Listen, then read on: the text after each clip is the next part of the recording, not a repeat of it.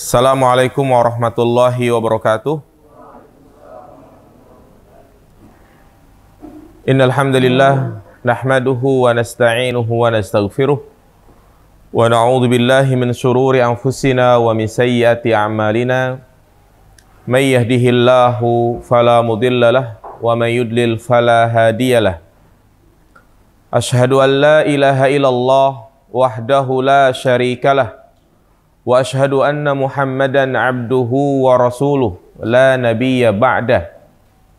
Allahumma salli ala Muhammad wa ala ali Muhammad. Qala Allah Ta'ala fil Qur'anil Karim, ya ayyuhan nasu ittaqu rabbakumul ladzi khalaqakum min nafsin wahidah wa khalaqa minha zawjaha wa bassa minhuma rijalan katsiran wa nisaa'a wattaqullaha alladzi tasaaluna bihi wal arham innallaha kana 'alaikum raqiba. Wa qala an-nabiy sallallahu alaihi wasallam, fa inna asdaqal hadisi kitabullah wa khairal hadi hadi Muhammadin sallallahu alaihi wasallam wa syarrul umuri muhdatsatuha fa inna kulla muhdatsatin bid'ah fa inna kulla bid'atin dhalalah wa kulla dhalalatin finnar.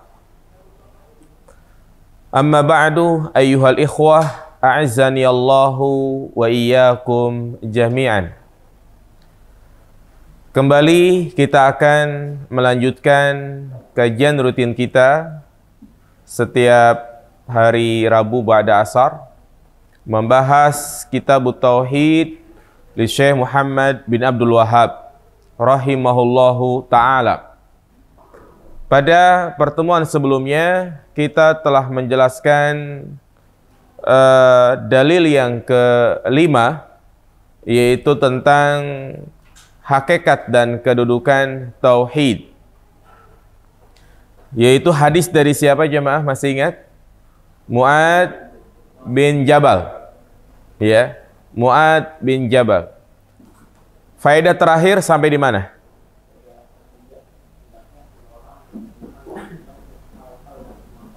Enam jamaah dirahmati Allah Subhanahu wa taala. Kita akan lanjutkan faedah dari hadis Mu'ad dan kita bacakan kembali, di mana ketika Mu'ad bin Jabal dibonceng oleh Nabi sallallahu alaihi wasallam, kemudian Mu'ad ditanya, "Atadri ma haqqullahi 'alal ibad wa ma haqqul ibadi 'ala Allah?" Wahai Mu'ad, tahukah engkau apa yang harus dikerjakan oleh seorang hamba kepada Allah Subhanahu wa taala, yaitu apa hak Allah atas hambanya? Wa ma haqqul ibadi 'ala Allah, dan apa hak hamba atas Allah? Maka Mu'ad mengatakan, Allahu wa rasuluhu a'lam. Allah dan Rasulnya yang lebih mengetahui. Kemudian Nabi menjelaskan, haqqullahi 'alal ibad ay ya'buduhu wa la yusyriku bihi syai'a. Hak Allah atas hamba, yaitu kewajiban manusia kepada Allah Subhanahu wa taala, adalah mereka beribadah kepadanya dan tidak menyekutukannya dengan sesuatu apapun. Wa haqqul ibadi 'ala Allah alla yu'adziba man la yusyriku bihi syai'a. Dan hak hamba atas Allah, yaitu yang mesti Allah lakukan kepada hambanya, adalah Allah tidak akan mengazab orang yang tidak berbuat kesyirikan. Allah tidak akan mengazab orang yang tidak menyekutukan Allah dengan sesuatu apapun. Maka Mu'ad mengatakan, ya Rasulullah, afala ubashirun nas? Wahai Rasulullah, bolehkah aku memberikan kabar gembira ini kepada manusia? Qala la tubashirhum fayattakilu. Janganlah kalian berikan kabar gembira ini kepada mereka, karena khawatir mereka bersandar dengannya. Nah, hadis ini menjelaskan kepada kita tentang hak Allah atas para hamba. Hak yang paling agung, kewajiban terbesar, kewajiban yang paling penting ya kepada Allah Subhanahu wa taala yang harus kita lakukan sebagai hambanya. Apa itu? Ayya'buduhu, di mana kita dituntut oleh Allah Subhanahu wa taala untuk beribadah kepadanya.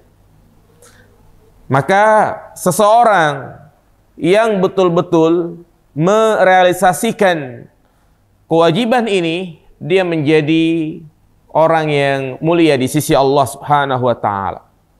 Jadi tauhid merupakan perkara yang sangat penting. Berarti kebalikannya, dosa syirik merupakan dosa yang paling berbahaya. Karena merupakan pelanggaran yang paling besar terhadap hak Allah Subhanahu wa taala. Allah wajib untuk kita ibadahi. Berarti yang dia beribadah kepada selain Allah, dia telah melakukan pelanggaran yang paling besar, merebut hak Allah Subhanahu wa taala, sehingga dia telah melakukan kezaliman. Bahkan ini merupakan kezaliman yang paling besar. Sebagaimana Allah katakan, inna syirka la zulmun azim. Sesungguhnya kesyirikan merupakan kezaliman yang sangat besar. Maka dari sini juga jamaah sekalian, jika tauhid merupakan hak Allah yang paling penting, hak Allah yang paling tinggi, maka mempelajari ilmu tauhid adalah ilmu yang wajib. Ya, mempelajari ilmu tauhid adalah wajib. Bahkan ilmu yang pertama kali yang harus kita pelajari. Sebelum kita mempelajari ilmu-ilmu yang lainnya, apalagi ilmu dunia, maka hendaknya yang kita dahulukan adalah ilmu apa? Tauhid. Dan ini juga yang harus kita tanamkan kepada anak-anak kita, kepada orang-orang yang ada di bawah kita. Ya, misalnya kita sebagai seorang pengusaha, maka dia memiliki kewajiban juga untuk mengajarkan tauhid kepada karyawannya, kepada pegawainya. Iya. Seperti misalnya kita ajarkan kepada anak-anak kita, bukan hanya sekedar mengajarkan akhlak, bukan hanya sekedar mengajarkan tentang ilmu dunia, tetapi ajarkan mereka tentang tauhid. Seperti misalnya di saat mereka berusia 4-3 tahun, saat anak sudah bisa mulai komunikasi, maka tanamkan tauhid. Bagaimana caranya? Misal ketika dia sedang makan, kita ingatkan, nak, tahu nggak makanan dari siapa? Makanan pada hakikatnya bukan ayah ibu yang memberikan, tetapi yang memberikan adalah Allah Subhanahu wa taala. Itu penanaman tauhid. Ketika dia melakukan kesalahan, nak, kamu melakukan kesalahan besar. Ya, takutlah kepada Allah karena Allah mengawasi kita. Setiap perbuatan yang dilakukan itu akan dimintai pertanggungjawaban oleh Allah Subhanahu wa taala. Jadi ditanamkan di dalam hatinya bahwa setiap apa yang dia lakukan itu akan dimintai pertanggungjawaban oleh Allah Subhanahu wa taala. Ini yang membuat dia takut kepada Allah. Sehingga ketika dia ingin melakukan sesuatu, dia akan berpikir, kalau saya melakukan ini, Allah melihatnya. Itu diantara bentuk penanaman apa? Tauhid. Jangan malah ini kita dangkalkan tauhidnya. Seperti misalnya menakut-nakuti anak, ya, dengan pocong, setan. Nak, jangan keluar. Emang kenapa? Ada pocong loh di luar. Itu nggak boleh. Nak, kamu jangan keluar. Kenapa emang? Nanti ada kuntilanak yang akan membawa kamu. Nah, ini pendangkalan apa namanya ini? Pendangkalan akidah. Dan kita juga jangan biarkan anak-anak kita nonton film-film horor. Sekarang kan banyak tuh film-film horor, ya, dengan apa namanya bermacam-macam jenis hantu. mulai dari boneka segala macam. Ya, jangan biarkan mereka untuk nonton film seperti itu. Apalagi kita yang sudah besar. Apalagi kita yang sudah dewasa. Ya. Jadi jangan sampai kita ya melihat sinetron-sinetron seperti itu, karena itu akan mendangkalkan akidah. Biasanya orang kalau nonton film seperti itu, berani nggak dia bangun kencing kamar mandi? Ada yang takut gitu kan, karena minta anterin sama suaminya, minta anterin sama anaknya gitu ya. Ya. Nah, jadi intinya dari sini bahwasanya ilmu yang wajib untuk kita pelajari adalah ilmu tauhid, ilmu tentang bagaimana kita mengenal Allah Subhanahu wa taala. Makanya di salah satu kitab beliau, yaitu Syekh Muhammad bin Abdul Wahab, dalam kitabnya Al-Usul As-Salasah, bahwa di muqaddimah pertama beliau menyampaikan wajib bagi manusia, wajib bagi setiap muslim atau muslimah mempelajari 4 hal. Yang pertama adalah al-ilmu, yaitu ilmu. Beliau menjelaskan al-ilmu maksudnya ma'rifatullah wa ma'rifatu nabihi wa ma'rifatu dinil Islam. Mengenal Allah, mengenal nabinya, dan mengenal agama Islam. Iya. Kemudian kewajiban yang kedua kata beliau al-amal. Setelah kita mengetahui semuanya, al-amal, mengamalkan apa yang sudah kita ketahui. Yang ketiga ad-dakwah, yaitu apa? Mendakwahkan. Dan yang keempat as-sabr, bersabar untuk menjalankan 3 poin di atas. Ya, makanya Nabi SAW mengatakan, innallaha yubghidu kulla alimin bid dunya jahilin bil akhirah. Allah itu nggak suka sama orang yang pintar dalam urusan dunia tapi bodoh dalam ilmu akhirat. Pintar IT, pintar coding, pinter ini, pinter itu, tetapi ngaji kagak bisa. Ya, ini sentilan keras dari Nabi SAW. Malu jamaah sekalian. Ya, dia pinter ilmu dunia, pintu ilmu marketing dan yang lainnya. Ya, bisa membuat program, bisa membuat ini dan yang lainnya, tapi ternyata ngaji Al-Quran terbata-bata. Yang idgham dibaca ikhfa, yang ikhfa dibaca idgham, yang izhar dibaca iklab. Nah itu jamaah sekalian, malu. Karena sesungguhnya ya Allah tidak bertanya tentang ilmu dunia, tetapi yang Allah tanya adalah tentang ilmu agama. Ya, maka hendaknya kita introspeksi diri jamaah sekalian. Jangan sampai ya ilmu dunia yang kita miliki itu menjadi bumerang karena gara-gara kita menomor duakan ilmu akhirat. Jadi nomor pertama yang harus kita pelajari adalah ilmu tauhid, adapun ilmu dunia mungkin nomor yang ke-50, 60 dan yang lainnya. Kemudian zaman dirahmati Allah Subhanahu wa taala, faidah yang bisa kita petik dari hadis Mu'adz ini, berarti faedah yang keberapa? Yang keempat ya, ibadah tidak diterima oleh Allah tanpa menjauhi kesyirikan. Iya, ibadah tidak diterima oleh Allah tanpa menjauhi kesyirikan. Jadi, perhatikan jamaah sekalian. Selama ibadah tercampur dengan kesyirikan, maka ibadah tersebut tidak diterima. Ingat, ada 2 virus yang itu bisa merusak ibadah yang kita lakukan. Sama seperti halnya kita punya komputer, kalau kemasukan virus, gimana jamaah sekalian? Pasti komputer kita rusak ya kan? Program-program ya pada rusak. Kadang mungkin file-file pada hilang. Apalagi virusnya yang berbahaya begitu. Nah, demikian pula ibadah. Ibadah tidak selamanya aman diterima oleh Allah. Ada di sana 2 virus yang sangat berbahaya. Apa itu virus yang bisa merusak ibadah kita? Yang pertama adalah syirik dan yang kedua apa jemaah? Bid'ah. Bid'ah. Nah, ini harus kita waspada. Syirik dan apa? Bid'ah. Syirik seperti misalnya tadi riya. Beribadah tetapi bukan karena Allah. Nah, itu berarti syirik tercampur dalam ibadah yang kita lakukan. Haji niatnya adalah ingin dipuji. Maka itu syirik riya yang bercampur dengan ibadah.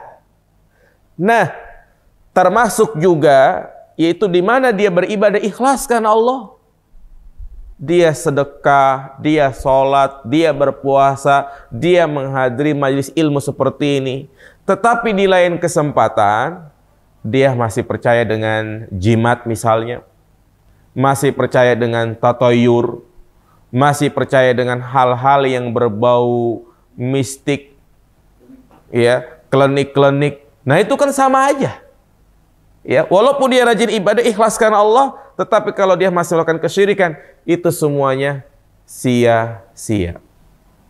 Iya. Padahal dia rajin sholat, rajin membaca Al-Quran. Setiap kali melewati tempat-tempat yang angker, bukannya dia membaca Bismillahi la yadurru ma'asmi syai'un fil ardi wala fis sama wa huwas samiul alim. Tapi yang dia ucapkan, punten yang punya tempat ini. Atau dia bawa mobil diapain? Klakson. Nah, ini syirik ya mas kalian. Ya. Jadi ini bahaya. Kalau kita hidup masih melakukan ataupun percaya dengan hal-hal yang berbau kesyirikan, ini waspada. Bisa jadi ibadah kita tidak diterima. Iya. Dan yang kedua tadi apa? Bid'ah. Bid'ah. Ini penyakit. Bahkan penyakit ini merajalela di tengah-tengah masyarakat kita. Setiap kali mengerjakan ibadah pasti dibumbui dengan bid'ah-bid'ah dalam agama. Iya. Seperti misalnya ya sholat saja misalnya. Sholat. Banyak sekali ya praktek-praktek bid'ah. Ya, dia memulai dengan bacaan-bacaan tertentu sebelum sholat. Atau juga mengamalkan amalan-amalan secara khusus. Puasa 40 hari. Berzikir dengan bilangan-bilangan tertentu di setiap malam, bahkan mungkin dengan tata cara tertentu, dengan geleng-geleng kepala, bahkan mungkin tempatnya tertentu pakai pakai kelambu, ya, dimatikan lampunya. Ya, ini kan cara-cara seperti ini tidak pernah diajarkan oleh Nabi Shallallahu Alaihi Wasallam. Makanya Rasulullah mengatakan, "Man amila amalan laisa alaihi amruna fahuwa raddun." Barang siapa yang mengerjakan suatu amalan yang tidak ada contohnya dari kami, maka itu termasuk perbuatan yang tertolak. Waspada ini dari dua virus perusak ibadah. Apa yang pertama? Yang kedua, bid'ah. Bid'ah itu adalah perkara baru dalam agama yang bukan bagian dari syariat. Ya, karena sebaik-baik ibadah itu adalah ibadah yang dilakukan sesuai dengan apa yang diajarkan oleh Nabi. Apa kata sahabat Ibnu Abbas? Al-iktisadu fi sunnah khairun. Mencukupkan dengan ibadah sunnah itu lebih baik daripada dia memperbanyak urusan baru dalam agama. Ya, kemudian berikutnya, faedah berikutnya, kesyirikan yang dilarang dalam hadis ini mencakup semua kesyirikan. Ya, kesyirikan yang dilarang dalam hadis ini mencakup semua kesyirikan. Nah, artinya kita tidak boleh menduakan Allah, menyekutukan Allah dengan sesuatu apapun. Baik media yang dia jadikan untuk menyekutukan Allah itu adalah makhluk yang mulia ataupun makhluk yang tidak memiliki kedudukan apa-apa di sisi Allah, sama saja. Contoh, orang yang berdoa kepada patung, kepada batu, percaya dengan batu, itu sama seperti orang yang berdoa kepada Rasul. Sama seperti orang yang berdoa kepada malaikat. Kalau kita ditanya, ya, batu dan malaikat, manakah makhluk yang memiliki kedudukan di sisi Allah? Malaikat. Makhluk yang mulia. Batu tidak ada keutamaan khusus, begitu. Maka orang yang meminta-minta kepada batu dengan orang yang meminta-minta kepada malaikat itu sama saja. Yang Allah lihat itu bukan Yang Allah lihat itu bukan media yang dia jadikan untuk berbuat syirik, tetapi perbuatannya itulah. Ketika hatinya menduakan Allah, maka sama saja. Seperti nanti pada bab tentang menyembelih, ya, ada orang yang masuk surga karena seekor lalat, dan ada orang yang masuk neraka karena apa? Seekor lalat. Lah kok bisa? Iya, ketika ya dua orang ini sedang perjalanan, tibalah dia di suatu kaum, yang mana kaum itu memiliki patung, dan kaum ini mengatakan kepada salah satunya, kalian baru boleh lewat kalau kalian berkurban untuk patung itu. Kata orang ini, salah satu mengatakan, aku tidak mendapati sesuatu yang bisa aku kurbankan. Nggak ada kambing, nggak ada ayam, nggak ada sapi. Qarrib walau dzubaban, berkurbanlah walau dengan seekor lalat. Faqarraba dzubaban, akhirnya orang tersebut pun dia mencari lalat, mungkin dia bunuh dalam rangka untuk berkurban. Untuk siapa itu? Untuk patungnya, untuk berhala itu. Fahallu sabilahu, maka mereka pun mempersilahkan orang ini untuk lewat. Apa kata Nabi? Fadakhalan nar, orang ini masuk neraka. Satunya lagi, qarrib, berkurbanlah. Orang ini malah mengatakan, tidak ada sesuatu yang bisa aku kurbankan untuk selain Allah. Artinya aku hanya mau berkurban untuk Allah Subhanahu wa ta'ala. Fadaraba unuqahu, akhirnya kaum tersebut pun membunuhnya. Apa kata Nabi? Fadakhalal jannah, dia masuk ke dalam surga. Lihat, yang dikurbankan apa ini jemaah? Lalat. Secara hukum fikih, lebaran haji kita kurban dengan lalat sah nggak? Siapa yang mau makan gitu ya?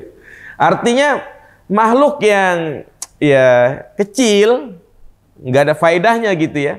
Tetapi ketika dia membunuh lalat atau berkurban dengan lalat, ya, untuk mendekatkan dirinya kepada selain Allah, maka itulah hakikat apa? Kesyirikan. Sama seperti orang yang miara sapi nih, miara kerbau dari kecil, dia pelihara, dia gemukin, ya. Ketika sudah gemuk, udah usia 5 tahun atau 3 tahun, dia persembahkan untuk sesajen. Sama nggak hukumnya dengan orang yang berkurban dengan seekor lalat? Sama aja. Ya, jadi inilah kesyirikan jamaah sekalian. Kesyirikan yang dilarang mencakup ya semua kesyirikan. Makanya kalau dikatakan meminta kepada Nabi bukan syirik, maka orang Nasrani tidak dikatakan musyrik. Orang Nasrani meminta kepada siapa? Nabi Isa, ya kan? Nabi Isa yang mereka anggap sebagai anak Tuhan. Ya, syirik. Iya.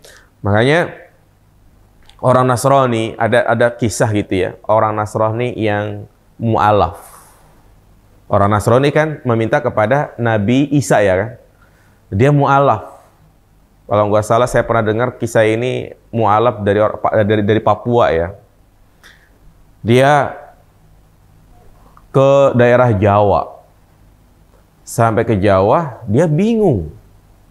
Kenapa bingung? Ya, melihat orang-orang pada menyembah kuburan wali-wali. Bahkan meminta-minta kepada wali. Apa kata orang Nasrani ini yang sudah jadi mu'alaf ya? dulu saya masuk Islam karena saya tahu nggak boleh meminta kepada siapa? Nabi. Nah ini saya ke Jawa, saya dapatin orang minta kepada wali, ya kan? Artinya wali sama Nabi jelas kedudukannya lebih tinggi siapa? Nabi. Begitu. Makanya dia kaget gitu kan. Lah dulu saya masuk Islam karena gara-gara saya tahu nggak boleh meminta kepada Nabi. Lah sekarang saya lihat masuk Islam, banyak umat Islam yang meminta-minta kepada wali. Jadi fitrahnya bertentangan. Ya kan? Iya, jadi itulah yang kita lihat di Jawa, ya. Banyak yang datang ke kuburan wali-wali meminta kepada wali. Ini jelas tidak diperbolehkan. Nah, itu. Kemudian faedah berikutnya, keutamaan tauhid yang sangat besar. Apa jamaah sekalian dalam hadis ini keutamaan tauhid? Yaitu jaminan keselamatan dari azab Allah.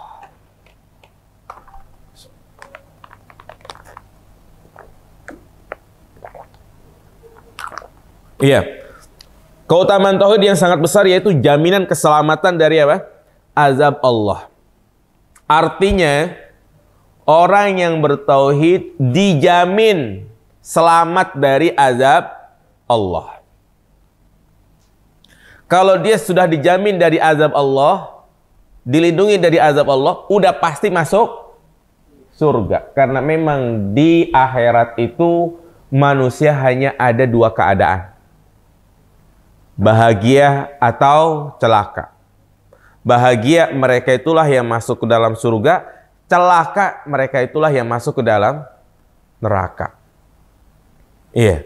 Makanya kehidupan di akhirat tidak seperti di dunia. Sesedih-sedihnya orang, sesengsaranya orang di dunia, sesusah-susahnya manusia di dunia, pasti dia juga pernah merasakan apa? Bahagia. Lihat kalau kita menyaksikan orang-orang yang ada di kolong jembatan, yang mungkin zahirnya masuk orang nggak punya rumah, nggak punya ini, nggak punya itu, tapi subhanallah mereka pada tertawa. Itu di mana? Di dunia. Di akhirat nggak ada. Orang yang masuk neraka udah nggak pernah tersenyum sama sekali.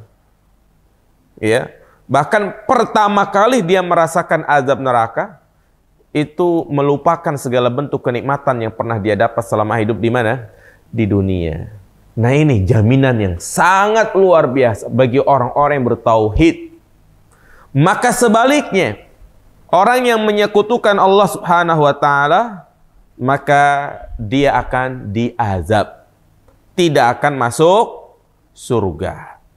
Dan jaminan ini, yakni orang yang bertauhid akan selamat dari azab Allah, mencakup dua hal. Ya, mencakup dua hal. Yang pertama, tidak diazab sama sekali. Yang kedua, ada yang diazab tapi sifatnya enggak kekal. Jadi sekali lagi, orang yang bertauhid dia akan mendapatkan jaminan keselamatan dari azab Allah mencakup dua hal. Yang pertama apa tadi? Mencakup tidak diazab sama sekali, berarti dia langsung apa ini? Surga. Yang kedua, diazab dulu tapi sifatnya tidak kekal. Iya, tentunya mereka yang diazab terlebih dahulu tapi sifatnya tidak kekal, mereka yang bertauhid tapi sering melakukan apa? Maksiat. Yang meninggal dunia membawa dosa. Dosa menzolimi orang lain, dosa mencuri, dosa memakan harta riba, dosa berzina, ya dosa-dosa yang sifatnya selain kesyirikan. Maka orang seperti ini, ya, dia sesuai kehendak Allah, diazab terlebih dahulu. Tapi ujung-ujungnya pasti masuk surga. Tapi jangan sampai kita mengatakan, ya udah, nggak apa-apa kita perbanyak maksiat. Ujung-ujungnya juga masuk surga begitu kan? Apaan? Surga itu sangat dahsyat, neraka itu sangat dahsyat. Ya, bara apinya aja itu bisa membuat otak manusia itu hangus mendidih. Itu yang dialami oleh pamannya Nabi, yaitu siapa? Abu Thalib. Rasulullah memohon kepada Allah, ya Allah, ya bebaskanlah pamanku dari neraka. Tapi ternyata nggak bisa. Allah hanya memberikan keringanan azabnya, dan disebutkan seringan-ringannya azab neraka ketika kaki itu ditempelin di bara apinya, ya otaknya itu mendidih, melepuh. Sanggup kita merasakan seperti itu jamaah sekalian? Tentu kita tidak akan sanggup. Waliyadzubillah. Berlindung kita kepada Allah Subhanahu wa taala dari dahsyatnya api neraka. Ya, kemudian berikutnya di antara faidah yang bisa kita petik dari hadis ini, dianjurkan memberikan kabar gembira kepada kaum muslimin. Dianjurkan memberikan kabar gembira kepada kaum muslimin. Nah, sebelum saya jelaskan faedah ini, ya, kalau kita lihat dalam hadis ini jamaah sekalian, Mu'adz kan bertanya, ya, Mu'adz bertanya, ya Rasulullah, boleh nggak aku berikan kabar gembira ini kepada orang lain? Kata Rasulullah, mengizinkan atau tidak jamaah?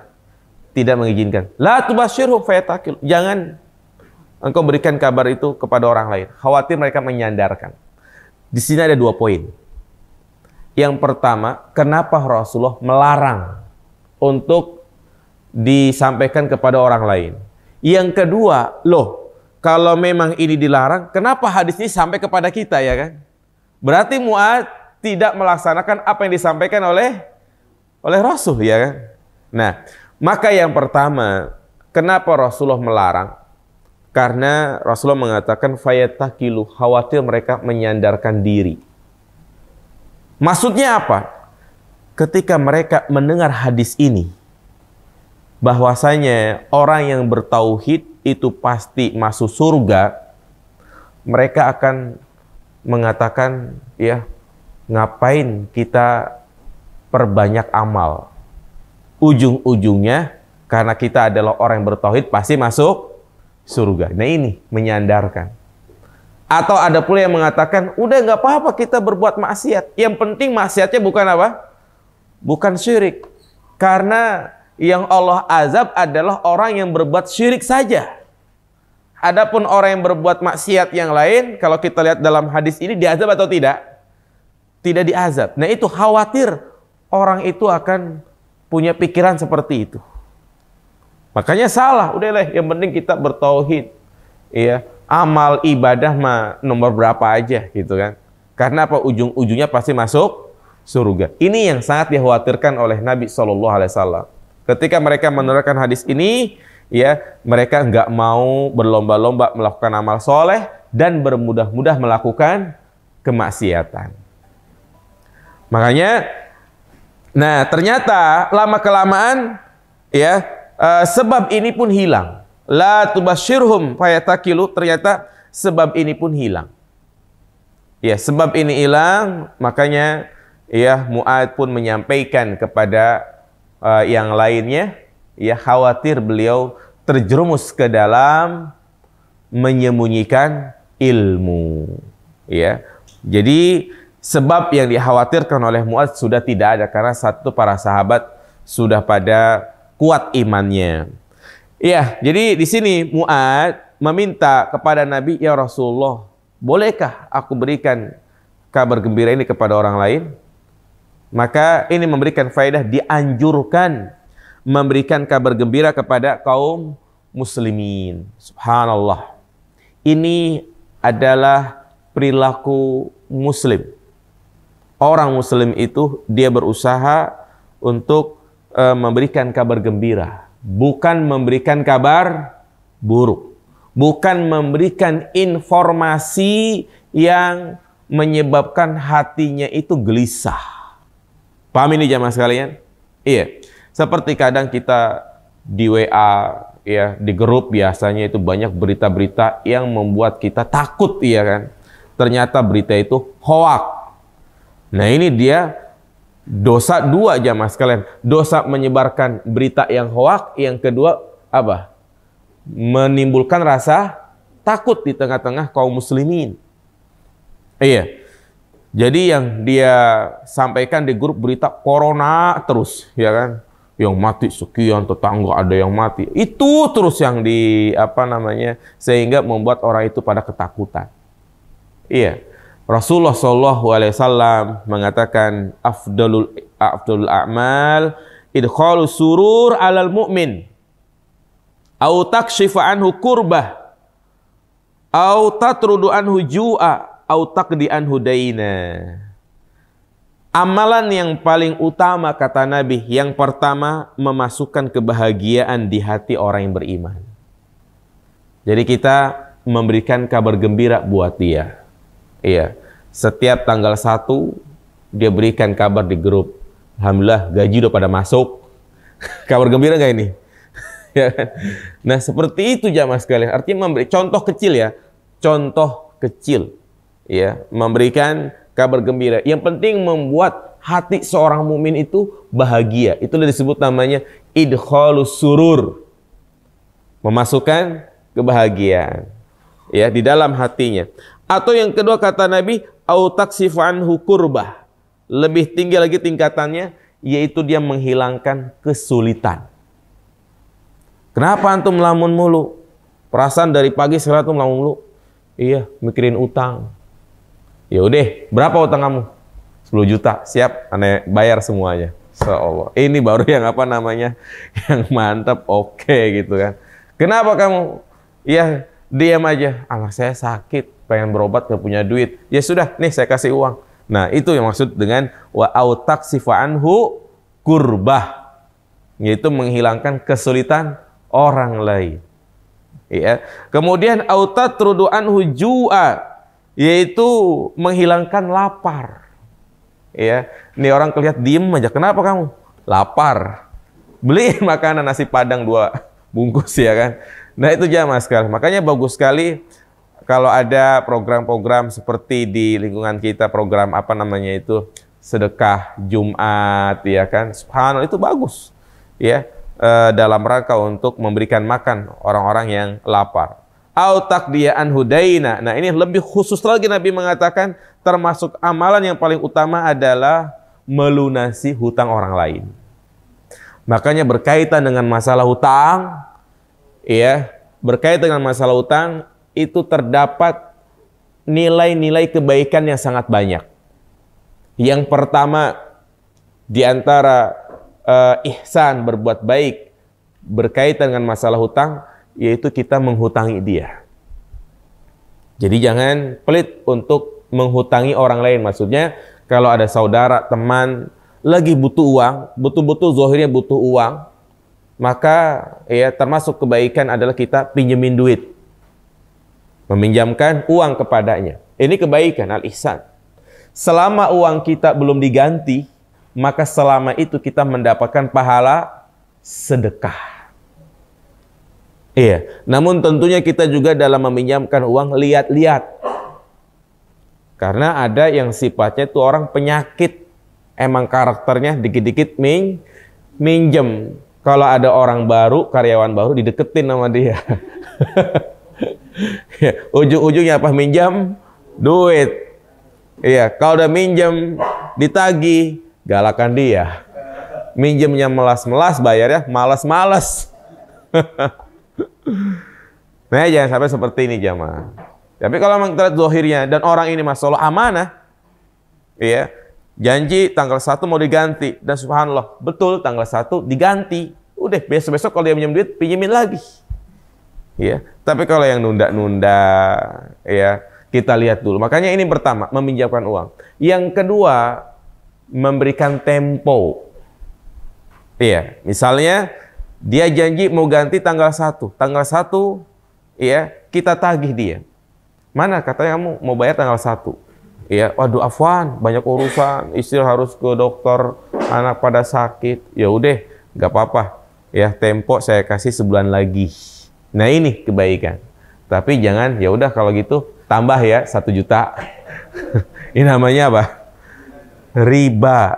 Mudo apa? Lintah darat.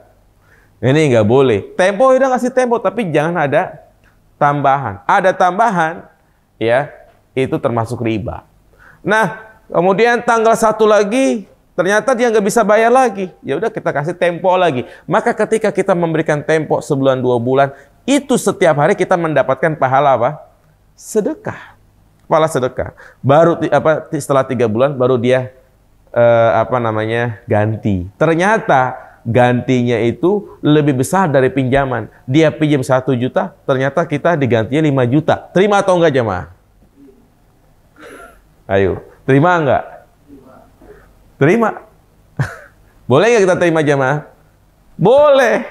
Karena dia mengembalikan itu lebih dari utang pokok atas dasar apa? Iya, keridoan. Artinya, ya sama seperti kadang ada orang yang berbuat baik. Itu nggak apa-apa. Yang penting tidak diikat dari awal. Nggak ada akad dari awal. Iya, nggak apa-apa kamu saya pinjemin, tapi nanti gantinya 1.500.000. Itu yang nggak boleh. Atau di awalnya tidak ada, tapi setelah jatuh tempo, ternyata baru dia mensyaratkan, ini yang tidak diperbolehkan. Ya, ini masalah utang. Dan yang ketiga, termasuk al-ihsan dalam masalah utang piutang, nagih. Menagih utang, ini termasuk perbuatan baik. Jadi, antum yang pernah ngutangin orang, jangan malu untuk apa? Menagih. Ketika antum tidak mau menagih, ini sama saja membiarkan dia dalam kemaksiatan. Karena mungkin dia lupa atau nggak tahu. Tagih jamaah sekalian. Tagih dengan cara yang baik, ya. Mas, antum punya utang lo sama aneh, gitu kan. Oh ya, insya Allah nanti saya bayar, saya lupa. Begitu jamaah sekalian. Ya. Jadi nagih. Dan kita pun nyadar diri kalau memang kita berhutang, ketika ditagih, ya bayar. Jangan malah ngotot gitu kan. Iya. Ya. Nah, jadi ini 3 tahapan. Nah, lagi yang paling utama nih, yang keberapa ini? Yang keempat. Yang pertama kan memberikan apa? Memberikan hutang ya. Yang kedua apa tadi? Memberikan tempo. Yang ketiga menagih. Yang keempat lunasin. Udahlah, gak usah bayar buat kamu mah. Subhanallah. Ini yang yang termasuk ke dalam hadis ini. Autak dia anhu dainan. Udah dilunasi utangnya.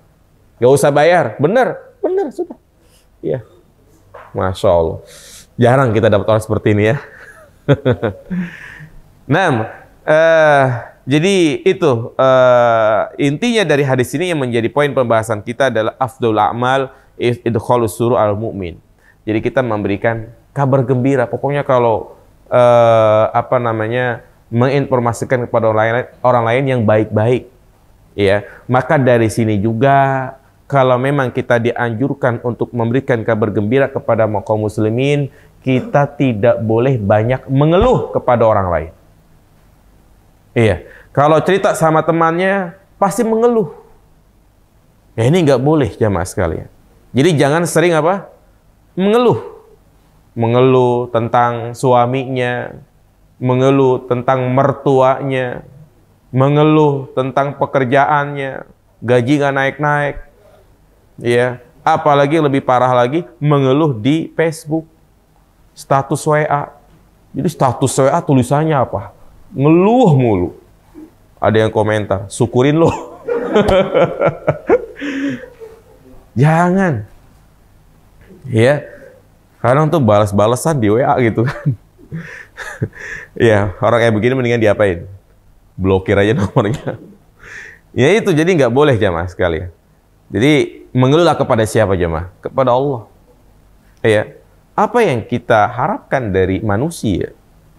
Yang kadang mungkin kita mengeluh kepadanya, ternyata urusannya itu lebih banyak dari kita.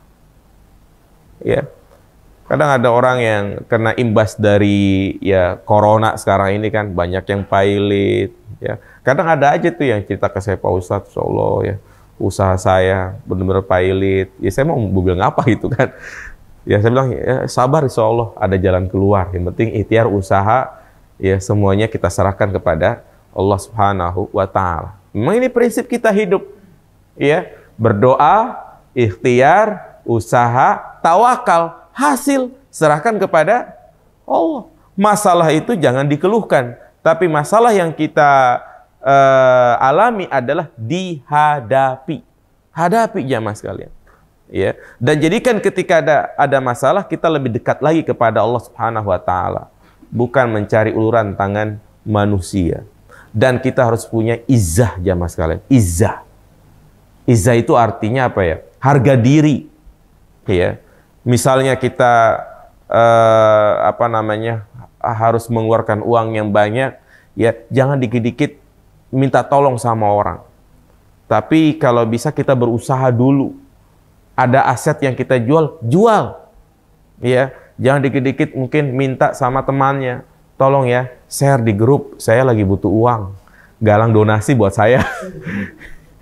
Ya, karena seperti itu. Jangan jamaah sekalian. Ya, ada barang yang kita bisa jual, jual. Ada HP bagus, jual.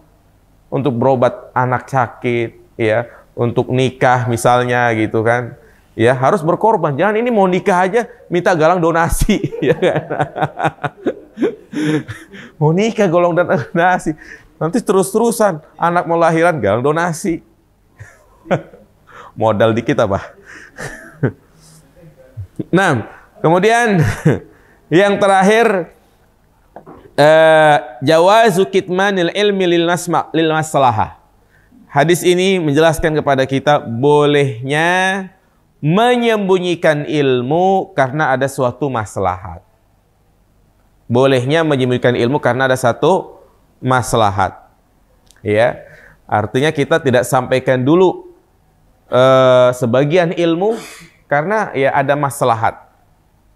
Nah, dan juga dari sini bolehnya mengajarkan ilmu kepada sebagian orang saja dan tidak mengajarkan kepada yang lainnya. Ya, seperti misalnya kan ilmu syar'i itu sangat luas gitu ya. Iya, kadang ada materi-materi yang sifatnya kayaknya belum cukup untuk disampaikan. Misalnya masalah warisan, itu kan bagian dari ilmu syariat ya kan. Ya, kalau kita sekarang belajar ilmu waris pada pusing semua. Udah siang mah pusing mikirin orderan gitu kan. Tambah lagi kajian pusing itu apa? Warisan. Ya, maka ya ini boleh untuk tidak mengajarkan sebagian ilmu dan mengajarkan kepada yang lain. Ya, itu faedah-faedah yang bisa kita petik dari hadis yang keberapa itu? Yang kelima ya. Berarti selesai pembahasan bab yang pertama ya, tentang hakikat dan kedudukan tauhid. Jadi bab pertama ini berapa pertemuan jemaah? 9 pertemuan ya. Baru bab pertama doang. Ya, karena subhanallah kitab tauhid ini luar biasa ya. Maksudnya kitab yang walaupun tentang tauhid tapi dalil-dalilnya itu faedahnya sangat banyak. Makanya saya kajian tauhid, belajar tauhid itu nggak bosan-bosan. Karena apa? Karena faedahnya yang sangat banyak. Waktu kita di pondok gitu kan, selesai, tamat, ulang lagi dari awal. Tamat lagi, ulang lagi dari awal. Terus diulang-ulang. Ya. Karena memang menjelaskan tentang tujuan hidup kita di dunia. Kita udah tahu, ya kita udah tahu. Tapi kan kadang hati ini belum tergerak untuk mengamalkan ilmu yang sudah kita ketahui. Nah, di sini walaupun kajiannya kita bahas tauhid syirik begitu ya. Pasti kalau saya tanya udah pada tahu tauhid syirik. Nah, cuman tujuannya agar menggerakkan hati kita untuk mengaplikasikan di dalam kehidupan kita sehari-hari. Iya. Karena kadang walaupun sekarang kita kajian tauhid ya kan, kalau di luar sana ketika dia mendapatkan problem hidup, udah dah hatinya mulai gusar cari sana sini ya kan. Padahal dia sudah belajar ketika dia sedang ada problem, masalah, dia serahkan kepada siapa? Allah Subhanahu wa taala. Kadang was-was. Ya, seperti baru tadi siang gitu kan. Udah ngaji udah lama gitu ya. Dia telepon saya curhat. Ustaz, ini saya USG ya, anak saya USG udah di beberapa tempat ya. USG yang 2 dimensi, yang 3 dimensi, 4 dimensi, ya. Tapi kok mukanya nggak kelihatan ya? Saya tanya, emang pas lagi disorot mukanya madep mana? Madep belakang? Ya pantas gitu kan. Madep belakang samping. Iya, tapi ya saya tuh khawatir, maksudnya. Nah itu dia tuh was-was gitu kan.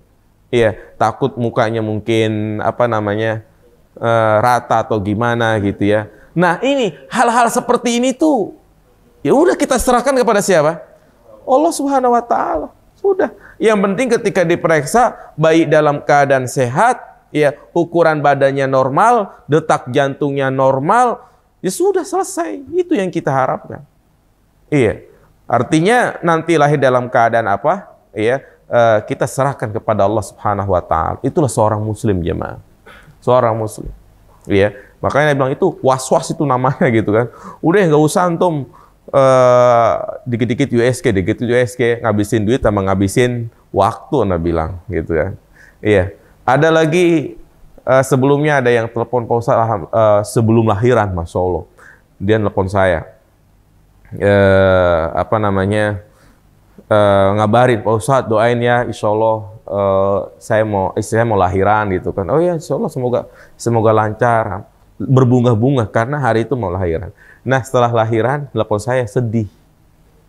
Lah, antum kenapa kok berubah gitu kan? Tadi pagi semangat, iya Ustaz, anak-anak lahir jempolnya kayak ada 2 begitu gitu kan. Ya sudah antum jangan ngapain sedih gitu kan.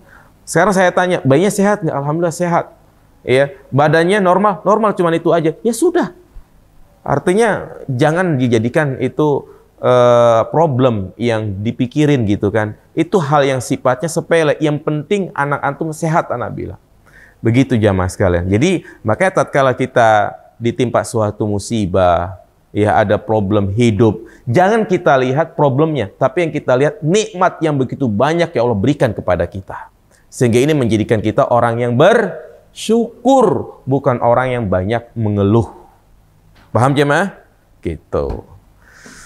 Ya, saya kira cukup kita buka tanya jawab. Ya, berarti insya Allah pertemuan yang akan datang kita bahas bab yang kedua, keistimewaan tauhid dan dosa-dosa yang diampuni karenanya.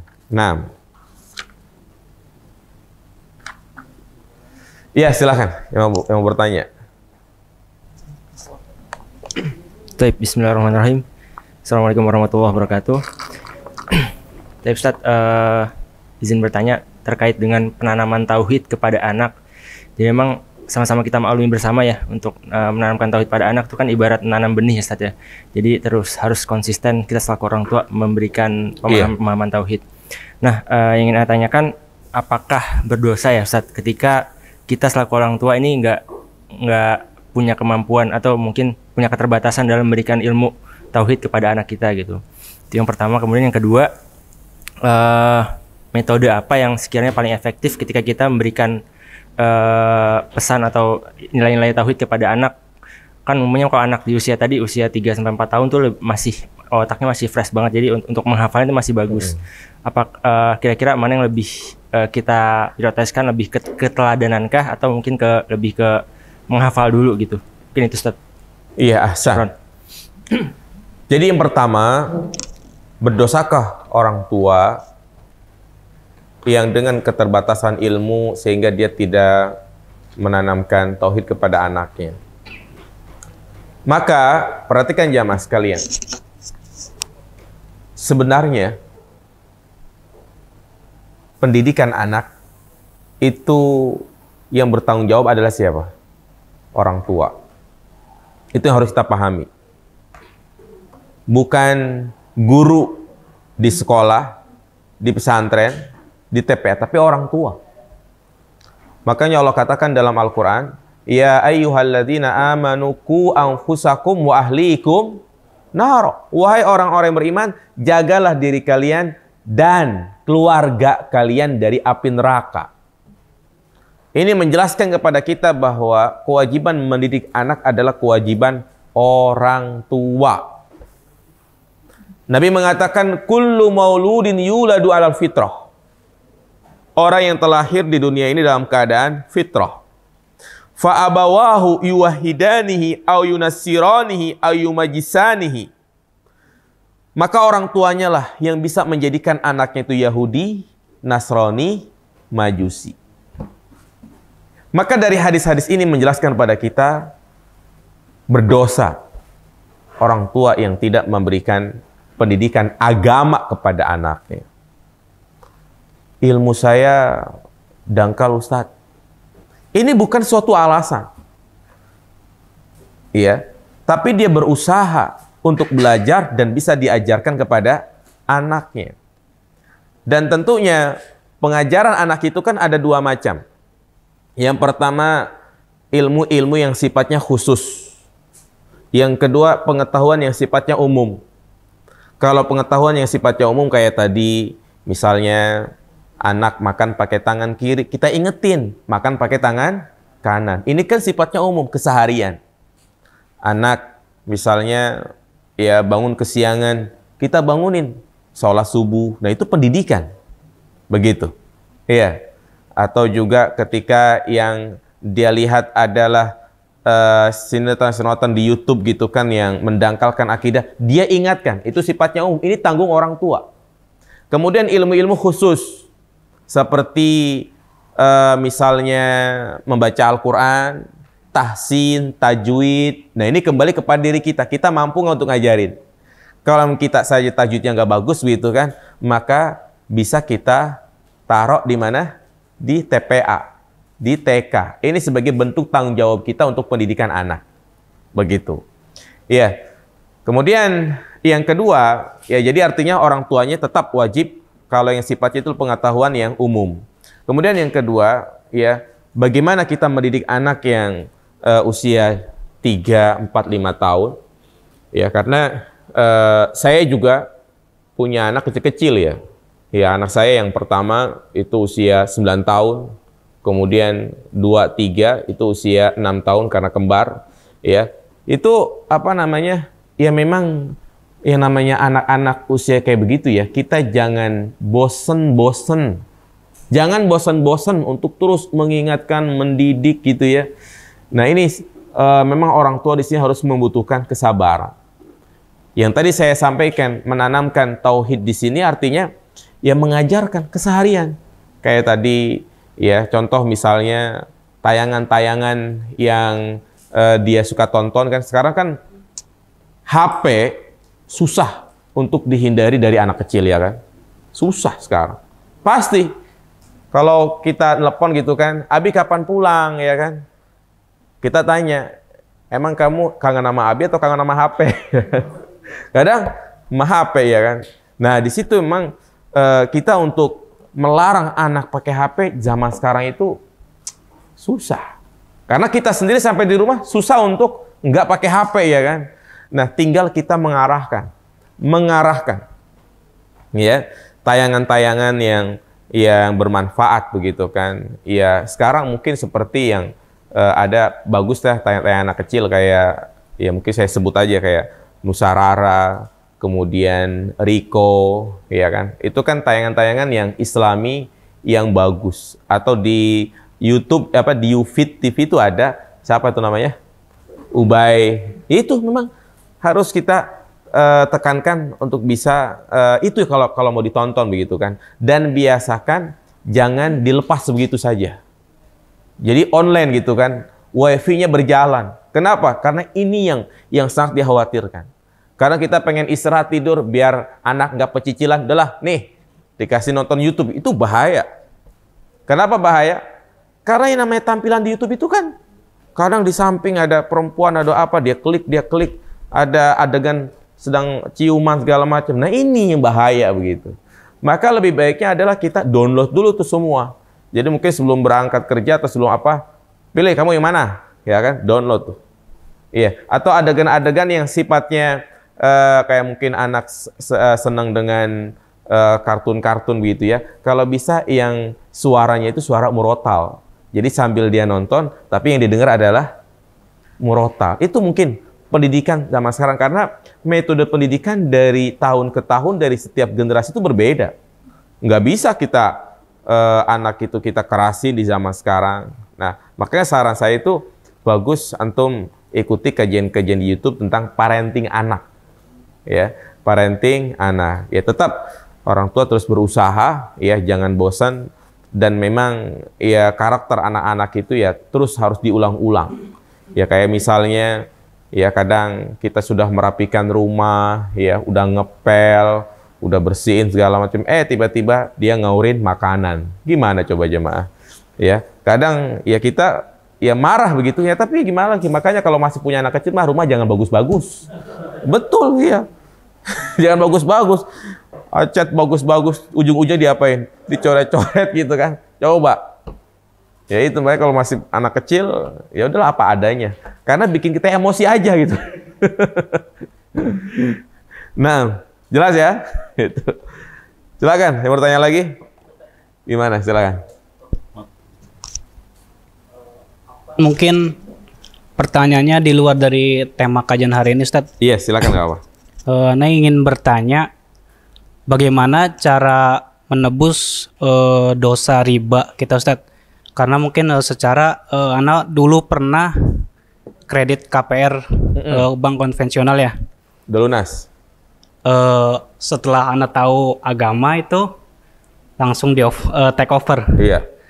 Itu yang pertama. Yang kedua mungkin mohon sarannya Ustadz, bagaimana cara terbaik nih untuk mendakwahi orang tua yang dimana orang tua masih belum bisa menerima atau belum bisa memberikan anaknya itu mengizinkan anaknya itu untuk menikah dengan berbagai alasan. Yang pertama mungkin menunggu mapan, dan yang kedua itu orang tua mungkin takut perhatian anaknya terlupakan gitu, maksudnya anak melupakan orang tua gitu perhatiannya. Mungkin itu Ustaz. Nah, Syukran. Yang pertama, ya alhamdulillah ya, ketika seorang diberikan kemudahan untuk meninggalkan transaksi riba itu adalah nikmat yang sangat besar, ya. Maka memang itu yang paling bagus ya, ideal adalah dia take over, artinya dia jual lagi. Lebih baik hidup ngontrak daripada 15 tahun transaksi apa?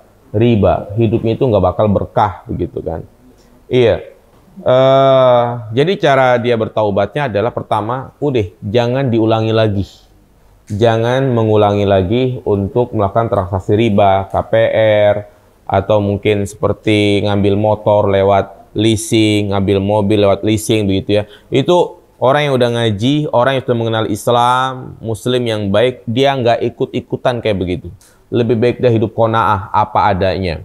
Iya, dia beli kendaraan apa yang menjadi kebutuhan dia, bukan yang menjadi gaya hidup dia. Karena beda jamaah sekalian. Ya, kalau dia lebih memperhatikan kebutuhan hidupnya, dia akan berupaya mengeluarkan budget sesuai dengan kebutuhannya.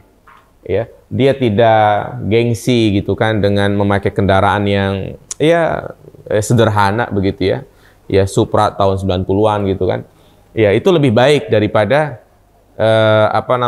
dia kredit Ninja tapi per bulan juta gitu kan. Nah, ini harus kita biasakan hidup seperti itu jamaah sekalian.